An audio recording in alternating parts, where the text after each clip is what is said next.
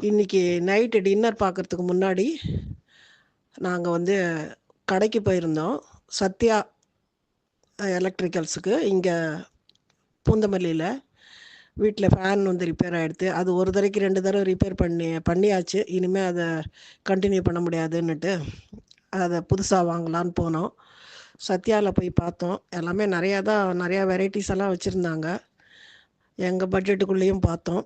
பார்த்துட்டு ஒரு ஃபேன் மட்டும் வாங்கிட்டு வந்தோம். எல்லா ஐட்டமும் வச்சுருக்காங்க. எல்லாமே நல்லா இருக்குது. இதை பார்த்துட்டு வீட்டுக்கு வந்து வேறு எதுவும் செய்ய முடியல. இந்த ஃபேன் வாங்கிட்டு வீட்டுக்கு வந்தாச்சு.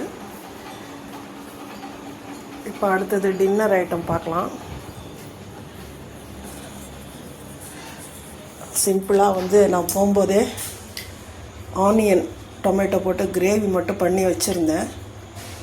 வந்தவுடனே இட்லி மாவு தான் கொஞ்சம் சிம்பிளாக இருக்குமே, ஈஸியாகவும் இருக்கும்னுட்டு இன்றைக்கி நைட்டு டின்னர் சிம்பிள் இட்லி அந்த ஆனியன் டொமேட்டோ கிரேவி.